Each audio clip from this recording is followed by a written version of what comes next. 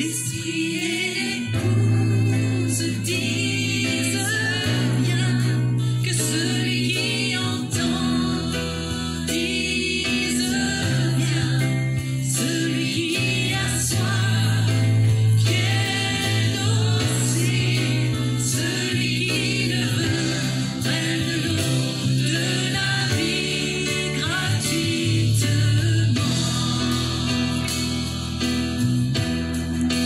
L'esprit et l'épouse disent bien, que celui qui entend dise bien, que celui qui a soif vienne aussi, celui qui le veut prenne de l'eau de la vie gratuitement.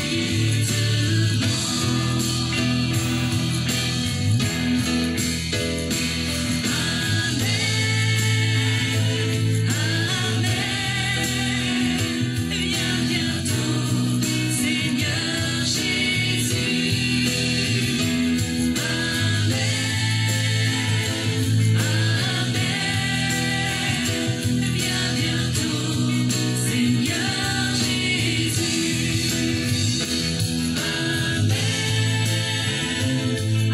Amen.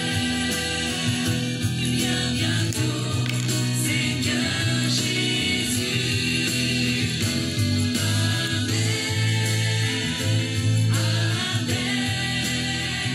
Viens bientôt, Seigneur Jésus. Bonjour à tous, merveilleux chant de Corinne Lafitte. L'esprit et l'épouse disent viens. On va parler du retour de notre bien-aimé Seigneur, Sauveur et Maître Yeshua. On va lire en Luc 12, au verset 35. Que vos reins soient sains et vos lampes allumées. Et vous, soyez semblables à des hommes qui attendent leur maître que leur maître revienne des noces. Soyez semblables à des hommes qui attendent que leur maître revienne des noces, afin de lui ouvrir dès qu'il arrivera et frappera. Heureux ces serviteurs que le maître à son arrivée trouvera veillant. Je vous le dis en vérité, il se scindra, les fera mettre à table et s'approchera pour les servir. Qu'il arrive à la deuxième ou à la troisième veille, heureux ces serviteurs s'il les trouve veillants. Sachez-le bien, si le maître de la maison savait à quelle heure le voleur doit venir, il veillerait et ne laisserait pas percer sa maison. Vous aussi tenez-vous prêts. Car le Fils de l'homme viendra à l'heure où vous n'y pensez pas. Pierre lui dit, Seigneur, est-ce à nous ou à tous que tu adresses cette parabole? Et le Seigneur dit, quel est donc l'économe fidèle et prudent que le maître établira sur ses gens pour leur donner la nourriture au temps convenable? Heureux ce serviteur que son maître à son arrivée trouvera faisant ainsi. Je vous le dis en vérité, il établira sur tous ses biens. Mais si ce serviteur dit en lui-même, mon maître tarde à venir, s'il se met à battre les serviteurs et les servantes, à manger, à boire et à s'enivrer, le maître de ce serviteur viendra le jour où il ne s'y attend pas, et à l'heure qu'il ne connaît pas. Il le mettra en pièces, et lui donnera sa part avec les infidèles. Le serviteur qui, ayant connu la volonté de son maître, n'a rien préparé et n'a pas agi selon sa volonté sera battu d'un grand nombre de coups. Mais celui qui, ne l'ayant pas connu, a fait des choses dignes de châtiment, sera battu de peu de coups. On demandera beaucoup à qui l'on a beaucoup donné, et on exigera davantage de celui à qui l'on a beaucoup confié. Je vais d'abord vous lire le commentaire de la Bible, Esprit et vie. Les serviteurs fidèles et les serviteurs infidèles. Jésus se sert de cette parabole pour illustrer les deux styles de vie possibles. Pour tous les disciples, sachant qu'il est sur le point de s'absenter, mais qu'il a promis de revenir un jour. Premièrement, ils peuvent être fidèles et obéissants, veillant en permanence et se préparant spirituellement au retour du Seigneur qui peut avoir lieu à tout moment. Dans ce cas, ils recevront la bénédiction de leur maître. On peut le voir au verset 35, en Marc 13, 35, en Jean 14, 3. Deuxièmement, ils peuvent se laisser aller à l'insouciance, à raisonner comme le monde, croire que le Seigneur va retarder son retour, cesser de résister au péché et s'éloigner du sentier de la fidélité. Ils hériteront ainsi de la condamnation prononcée par le Seigneur, ainsi que la honte et la ruine éternelle lors de son retour.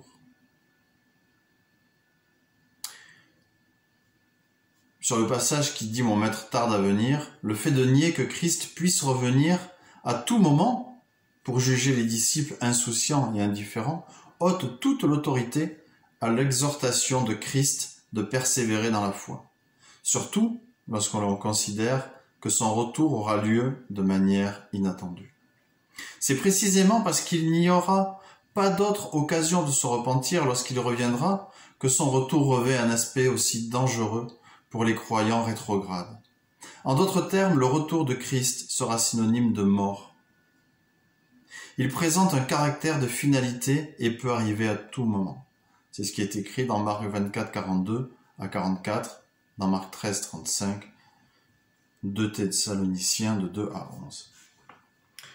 Je vous invite à faire ces lectures.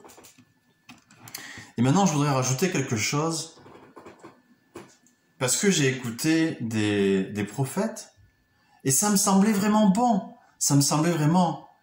Et oui, c'est pas mauvais non plus, dans un certain sens, mais il faut savoir comment on reçoit les choses et comment on vit dans la réception de ces choses et dans la croyance des choses auxquelles que l'on accepte ou qui nous sont révélées. Comment est-ce que nous vivons ces choses-là? J'ai entendu des prophètes, et notamment un prophète que j'aime suivre, et je crois que Dieu parle à travers lui. Je crois que Papa parle à travers ce prophète. Hein. Il n'y a aucun problème. Qui a souvent dit que il y allait avoir un réveil à travers une nouvelle génération de croyants. J'entends pas spécifiquement des jeunes de 18 ans ou de 16 ans ou autre. J'entends par là, et lui il entend par là d'ailleurs, c'est ce qu'il a fait passer, une génération de croyants. C'est-à-dire peu importe leur âge, qu'ils aient 40 ans, 50 ans, 60 ans, peu importe l'âge qu'ils ont.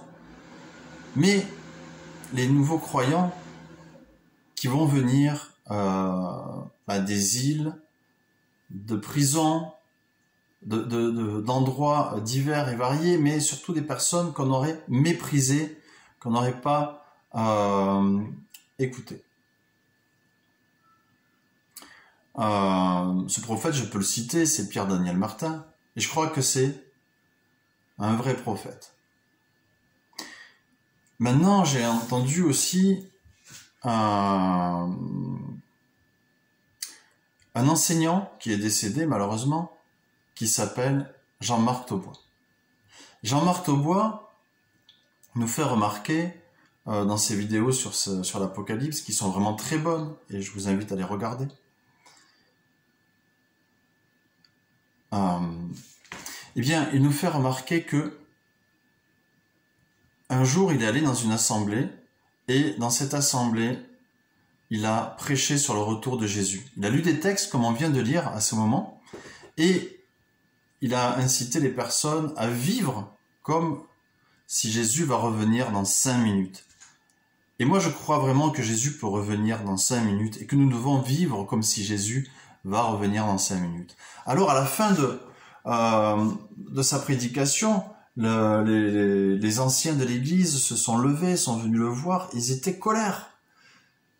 Parce que ils croient qu'il va y avoir un réveil, un grand réveil d'ici quelques années, et ils investissent pour ce réveil beaucoup d'argent, beaucoup de ressources Et ils étaient vraiment en colère après Jean-Marc Taubois. Et ils lui ont dit, mais comment tu oses prêcher ceci alors que nous savons qu'il va y avoir un réveil et non, Jésus ne peut pas revenir dans 5 minutes. Et c'est là qu'il faut faire très attention. Et j'ai eu une discussion encore avec ma femme aujourd'hui, on en parlait, parce que comme elle me dit, oui, après, c'est vrai que on ne doit pas trop être dans ces considérations-là, parce que de toute façon, on peut mourir dans 5 minutes. Dans 5 minutes, nous pouvons avoir un arrêt cardiovasculaire, on peut se faire écraser, un avion peut tomber sur notre maison, des tas de choses en fait peuvent arriver. Et nous pouvons être emportés comme la paille au vent. Nous ne sommes rien. Mais l'important c'est de savoir comment on vit les choses. Parce que si nous enseignons qu'il va y avoir le réveil, il va y avoir telle chose, le risque, il faut bien préciser et faire attention que la parole de Dieu dit que Jésus peut revenir au moment où nous ne l'attendons pas, dans 5 minutes, 5 secondes, 5 jours, nous ne savons pas. Et pourtant, pourquoi ne pas ajouter foi à ces prophéties comme quoi il va y avoir un réveil avec des nouveaux convertis qui viendront non pas des églises mais d'ailleurs. Les deux choses ne sont pas impossibles. Si vous étudiez les prophéties de l'Apocalypse, on a l'impression qu'il faut qu'il y ait vraiment une chronologie des choses. Or Jésus, quand il était sur terre, et même Paul, dans ses écrits inspirés par le Saint-Esprit, nous indique que nous ne devons pas nous attacher à des chronologies. Si on prend tout, alors on ne comprend. On peut être dans la perplexité, mais il faut se dire que peut-être il peut y avoir une chronologie des choses, mais peut-être aussi Jésus peut revenir dans 5 minutes. Et ça, on doit vraiment éveiller et vivre comme les premiers chrétiens qui vivaient comme ça. Les premiers disciples de Jésus vivaient vraiment, Paul croyait vraiment, ainsi que les autres, que Jésus pouvait revenir dans 5 minutes. Si eux vivaient comme ça, avec les révélations qu'ils ont eues, tout le temps qu'ils ont passé avec Jésus, pourquoi nous, on se croirait meilleur et avoir une meilleure révélation et, pourquoi est-ce qu'on dirait, écoute, Jésus ne peut pas revenir tout de suite, parce que j'ai reçu prophétie, j'ai conviction qu'il va se passer ceci, cela d'abord.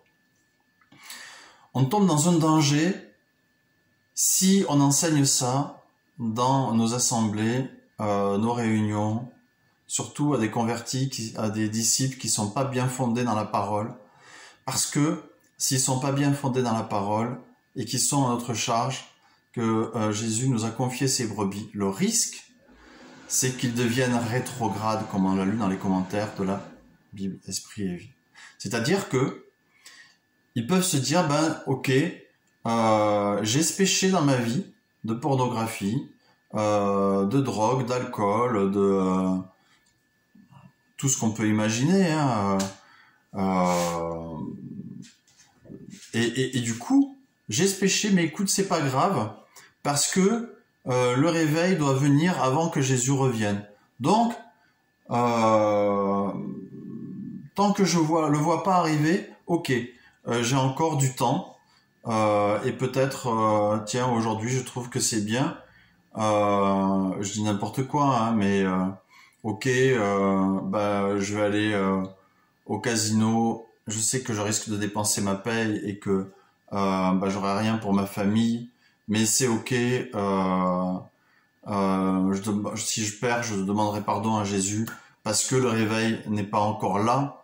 Donc, mais qu'est-ce que je sais si Jésus ne va pas revenir avant que je passe les portes du casino ou au moment où j'aurai lancé les dés? Qu'est-ce que j'en sais? Et en fait, c'est ça. je lance les dés là, je joue à la roulette russe même avec mon salut. Donc ça, vraiment, les paroles de Jésus que nous avons lues nous invitent à vivre comme s'il peut revenir dans 5 minutes. On ne peut pas dire non, il ne peut pas revenir maintenant parce que je ne vois pas le réveil. Donc je vous encourage, je nous exhorte tous à vivre et à vivre comme si Jésus peut revenir dans 5 minutes. À veiller sur nos cœurs, veiller sur nos paroles, veiller sur nos actes.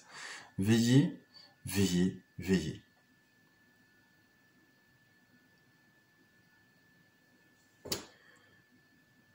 Je voulais rajouter quelque chose, mais j'ai oublié. Donc c'était peut-être juste une pensée humaine du coup. En tout cas, non, c'était pas une pensée humaine. C'était à propos du chant, sinon ça me serait pas revenu. À propos du chant, l'esprit et l'épouse.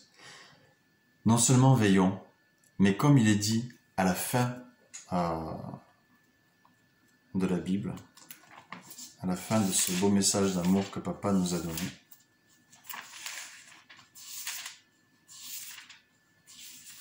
en Apocalypse 22, au verset 20, celui qui atteste ces choses dit oui, je viens bientôt. Amen, Seigneur Jésus. Amen, viens, Seigneur Jésus. Que la grâce du Seigneur Jésus soit avec vous tous et disons Amen, viens. Et espérons, prions pour son retour et en même temps continuons d'œuvrer pour que beaucoup puissent entrer dans son royaume. Soyez bénis et à bientôt.